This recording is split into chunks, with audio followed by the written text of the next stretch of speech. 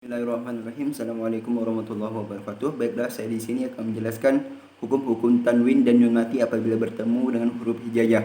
Hukum-hukum tersebut ini terbagi menjadi 5 hukum. Yang pertama ada izhar halki, ada idgham bi gunnah, ada idgham bila gunnah, ada iklab, ada yang terakhir ada ikhfa. Langsung saja kita yang pengertian yang pertama. Izhar halki. Izhar halki memiliki arti yaitu membaca dengan tenang, membaca dengan terang atau mengeluarkan huruf dari makhrajnya dengan tiada bercampur lunnah, yakni berasal dari area tenggorokan. Yang kedua ada idgham bi gunnah. Idgham bi gunnah ialah memasukkan huruf ke huruf yang lain dengan cara memberikan sedikit dengung.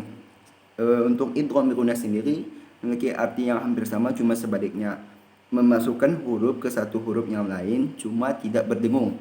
Untuk iklab sendiri memiliki arti mengganti bacaan nun atau tanwin dengan bacaan mim yang disamar-samarkan dengan mendengung, sedikit mendengung. Untuk yang ikhfa, ya ini artinya sama. Apabila segala huruf yang bertemu dengan ikhfa, maka hukum bacaannya adalah ikhfa, yaitu samar. Langsung saja yang pertama, ada izhar halki memiliki 6 huruf. Yang pertama ada huruf hamzah, ada huruf ha, ghain, ghain, ha sama kha. Jadi ada 6 huruf untuk hukum bacaan izhar halki. So langsung saja contoh kita yang pertama. Ada apabila huruf tanwin bertemu dengan huruf hamzah, maka contoh bacanya ghasiqin ila waqab. Itu contohnya. Untuk yang kedua ada huruf tanwin bertemu ha, salamun hiya. Yang ketiga fi jannatin ghaniyah. Contoh bacaan huruf tanwin bertemu ain, Azizun ghafur. Contoh huruf tanwin bertemu dengan ra. Hamimun hamima. Contoh huruf tanwin bertemu dengan ha. Ada nidaan khafiyah. Contoh bacaan huruf tanwin bertemu dengan kha. Baik, yang kedua, hukum bacaan idgham bi gunnah. Idgham bi gunnah memiliki 4 huruf, yakni ada huruf ya, nun, mim sama waw. Langsung saja kita ke contohnya. Untuk tanwin yang bertemu huruf ya, maka salah satu contoh bacaannya ialah yauma idin yasdur. Untuk yang kedua ridaman nakhira, itu salah satu contohnya tanwin bertemu nun. Ketiga ada hablum min masad, salah satu contoh bacaan tanwin bertemu dengan huruf mim. Yang keempat ada abi lahabin wa tab, salah satu contoh bacaan huruf tanwin bertemu dengan waw. Ada 4 contoh.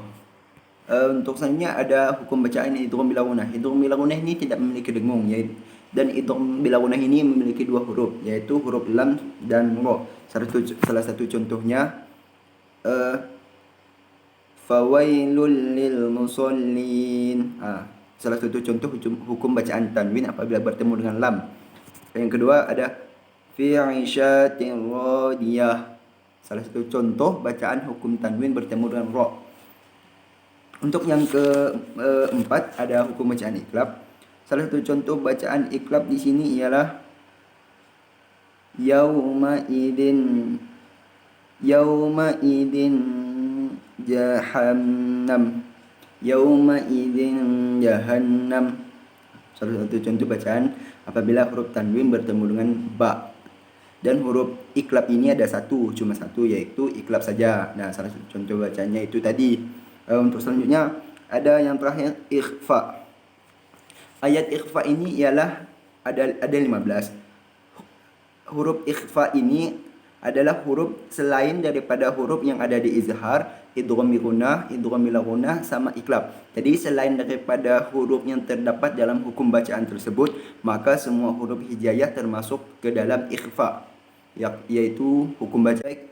Yang terakhir ada huruf ikhfa. Salah satu contoh bacaan ikhfa ialah a'udzu billahi minasyaitonir rajim.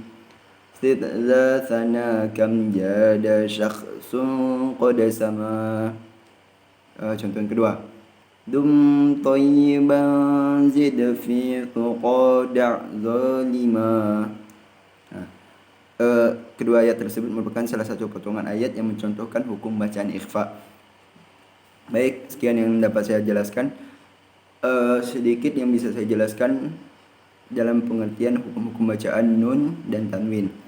Mohon maaf apabila banyak sekali terdapat kesalahan, karena kebenaran hanya milik Allah Subhanahu wa taala, sedangkan kesalahan hanya berasal dari saya sendiri.